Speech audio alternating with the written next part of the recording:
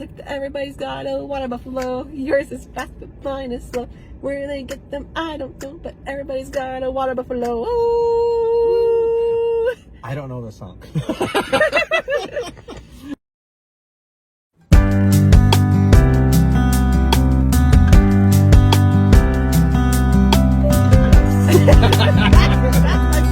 too.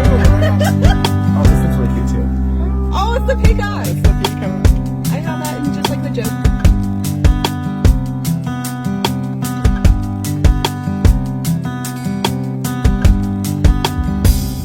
So, like right now we're with the wonderful Bree, and we're on part 2 of our interview, and we're on our way to Starbucks, and the phone's probably vibrating a little bit here because we're hitting a bunch of snow bumps because it snowed a lot, and sliding around a little bit. But yeah. Hi, welcome to Starbucks. What can I get started for you? Yes, could I please get a venti iced matcha latte with almond milk? Just drop this. Perfect. Have a great day. Hey, you too. Thank you. It's like a cap in here. Amazing. But we're here with the wonderful Bree, just in case, I didn't mention it before. But we're here with the wonderful Bree. And we got some great questions to ask her anyway. Because are your pronouns she and her? Yeah, it's just she, her right now. Okay. Yeah, my pronouns are him and his. And then, but yeah, so some of the things is that was, I've talked with Bree before, and then Bree, she's fascinating. And I don't think she realizes how fascinating she is.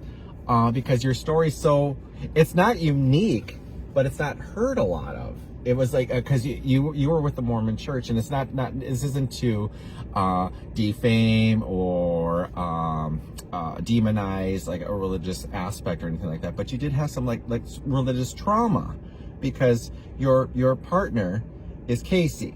Is like you were today considered lesbian.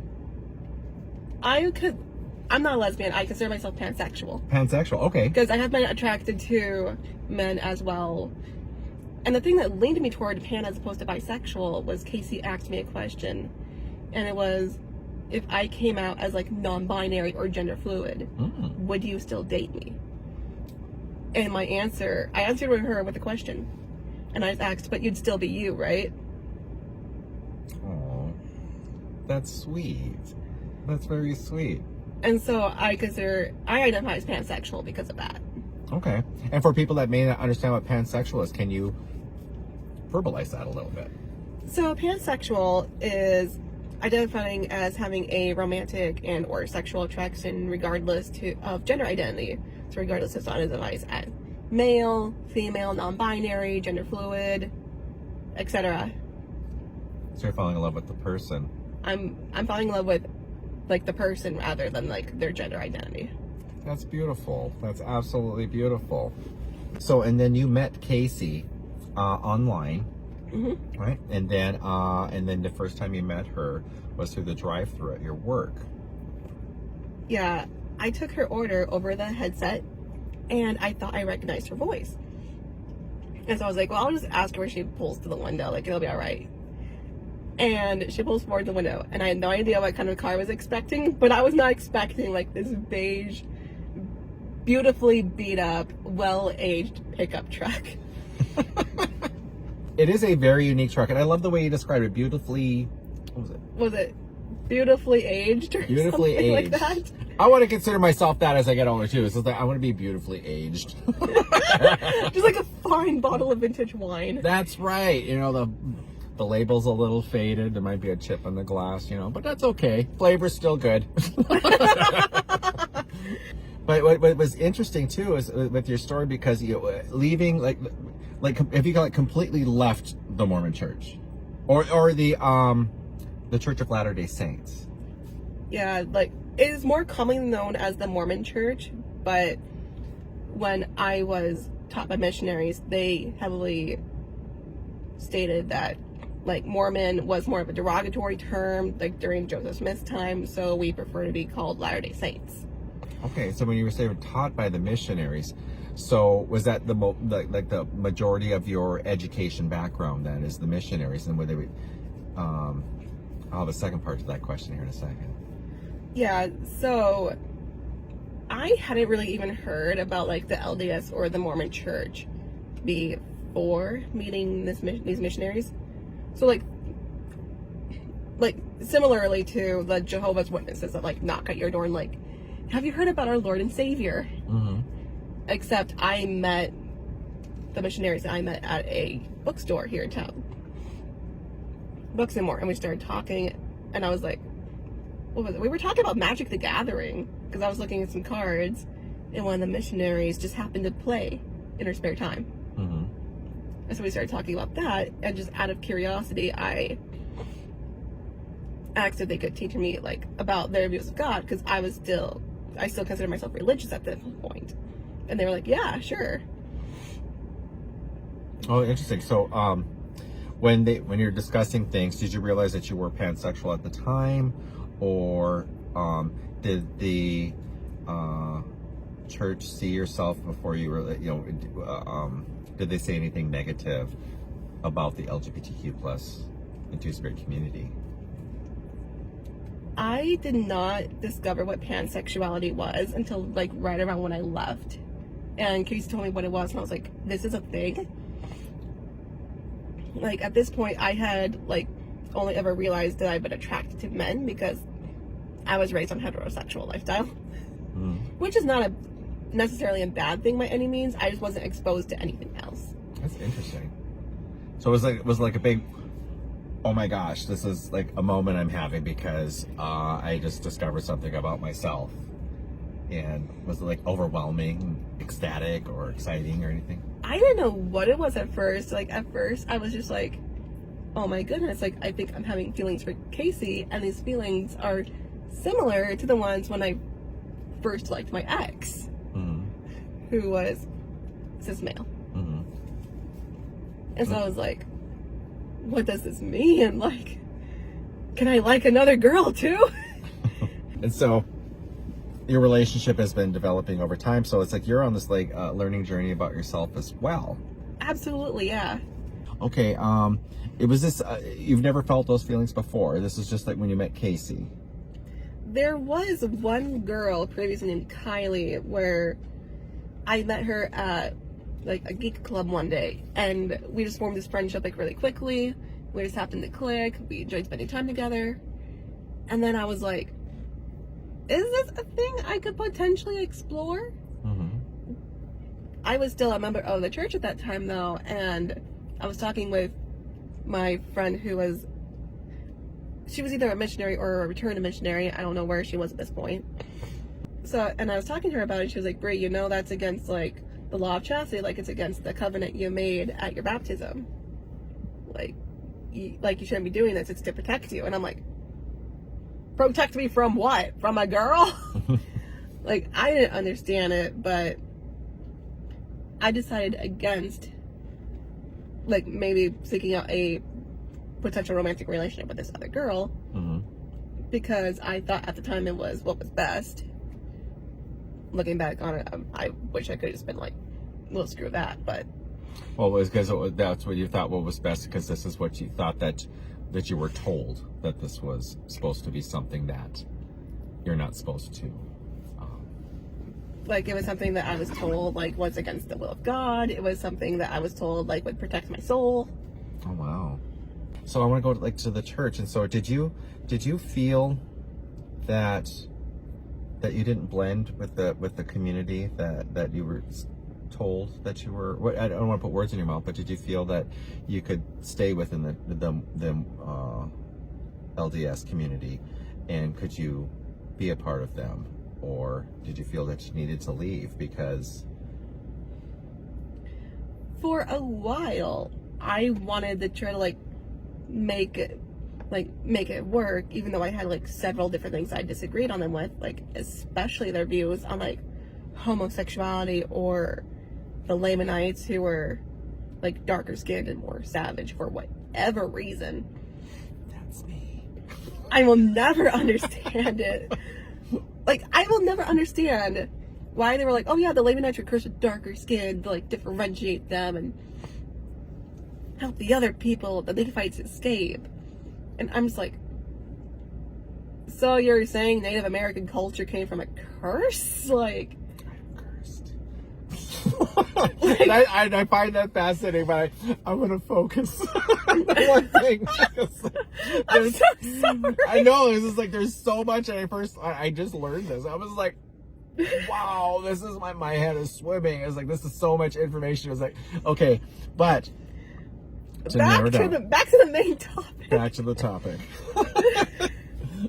But I was thinking, it's like, okay, did you feel that you could stay within your church community and be yourself in the church community and be accepted and loved and appreciated for as you are? At that point, I didn't really realize that I was potentially attracted to other women, so I just stayed with it. Mm-hmm. I was sort of like, I'm sorry, like, I had to think about this for a sec, but I realized that I romantically prefer men over women, but your friendship is still valuable to me. And she's like, oh yeah, we could totally still be friends. I feel bad because I haven't talked to her in a while. I think we've all been there. I was like, oh no. Oh, that's okay. You know, life goes on. Life is beautiful. And, but yeah, then, so did you feel like, you know, because I know that you have stepped away, you know, we talked about this and I'll have, you know, some in the early part of our interview that you are in still some connection, but do you feel because, well, are you still affiliated with your church? No, I have officially cut all ties with at least my registration. Mm-hmm. And like my attendance in the church. Like I stopped attending LDS services around like late February, early March of 2022. Mm-hmm. And then I tried walking away for a few weeks, not pursuing anything further. But in the back of my mind, like it still bothered me that my name was technically in the records in Salt Lake City. And so like legally, according to their documents that I had to sign before I got baptized, I was still a member of their church. Oh, wow. And so, do you feel that through this whole process, though, do you feel like your faith is shaken, or do you still have faith?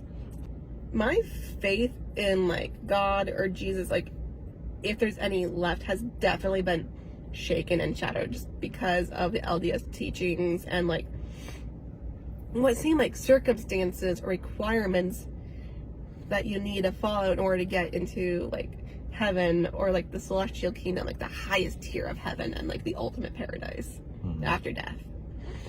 Wow. And so it's like, so let me get this straight. I have to donate 10% of my paycheck to this church every single time I get a paycheck, regardless of whether I can financially take care of myself or not. And if I don't, that means I lack faith. You are telling me that I can't like drink coffee or drink tea or like consume these certain things because you believe it is like against what your prophet taught. You're saying that me being pansexual and in an active lesbian relationship or any transgender being is like immorally wrong for like pursuing a relationship that does not follow your viewpoint or like changing your body. Wow. And like these are things that according to like the LDS church on the judgment day will get you like knocked down a peg. So it's like, is there like a PTSD, like the post-traumatic stress type of things? Like, oh my gosh, you know, my religion is just really, unfortunately, just really kind of stressed me out. I don't know if I would consider it PTSD. I feel like that falls under a different line. Mm-hmm. But there definitely was like that aspect of like the religious trauma. Oh wow. And after like trying and failing to process things in a healthy way on my own for about a month, Casey finally convinced me to like seek more professional help. Mm-hmm.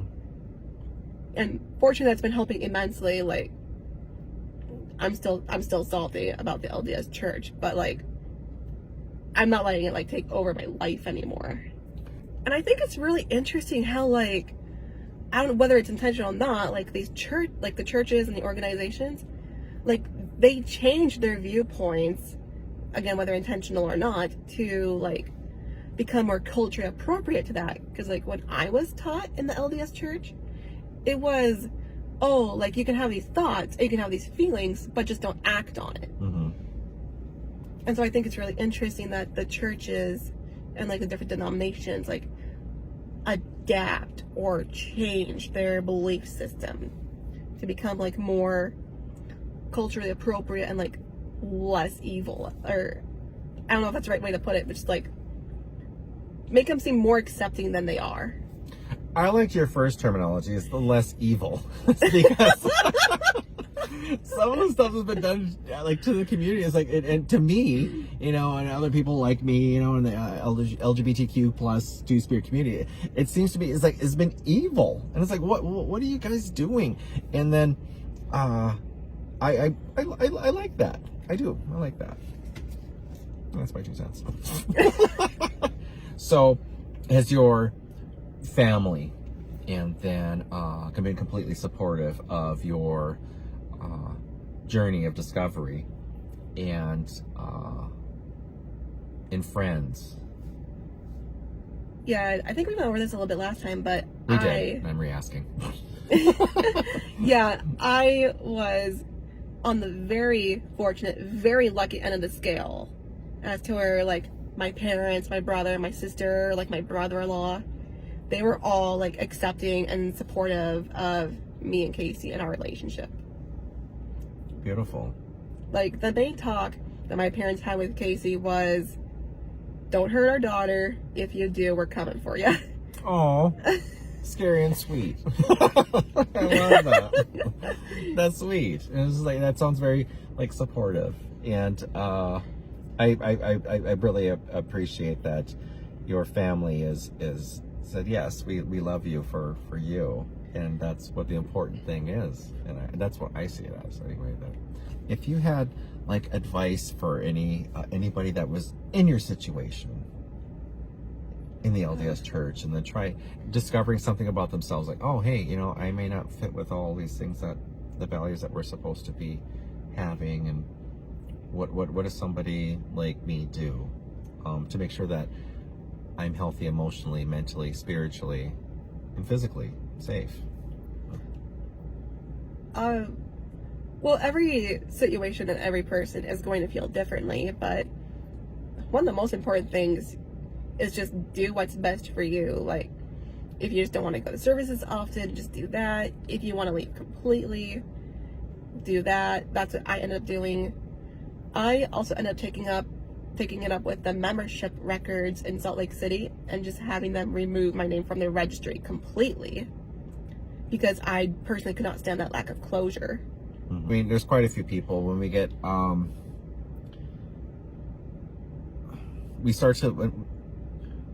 we start to live that lie to ourselves, like, well, maybe I can do this.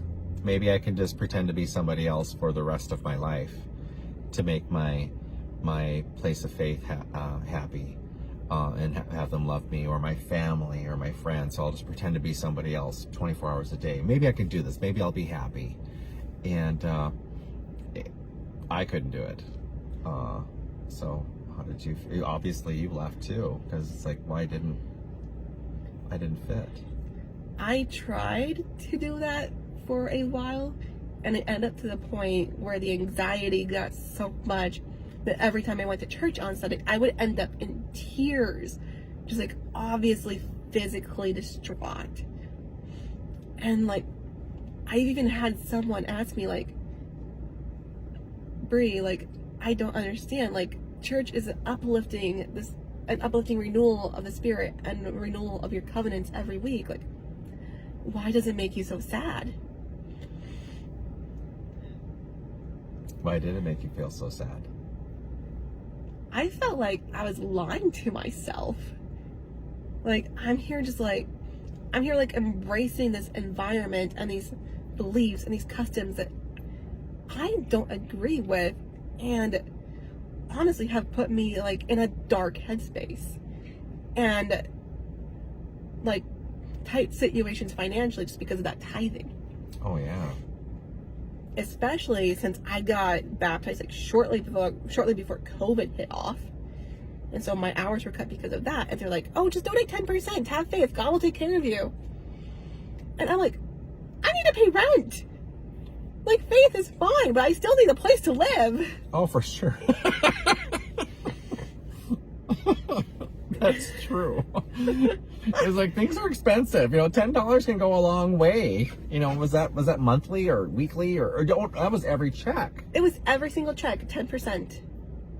Oh, 10%. 10% of your earnings. So, like, if I got like around a $500 check, for example, that'd be like $50 per check. Wow.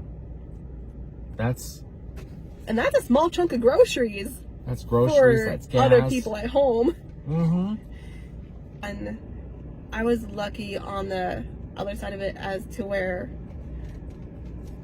my LDS friends, like, I was also concerned about what they were gonna think, because like some of these people like legit taught me, like, they sacrificed 1.5 years, 2 years of their life to like travel to who knows where with who knows who, and like teach people about this church that they genuinely believe will help people. And like every missionary I met was like wonderful. They were friendly, they were fun to hang out with. There was like no ill intentions whatsoever. It was like all genuine, just wanting to help people and thinking that this was the best way to do it. Oh, wow.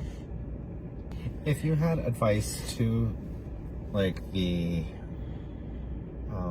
LDS church, if you had advice for them, if we could give advice to them, you know, what would it be on when it dealing with LGBTQ plus community?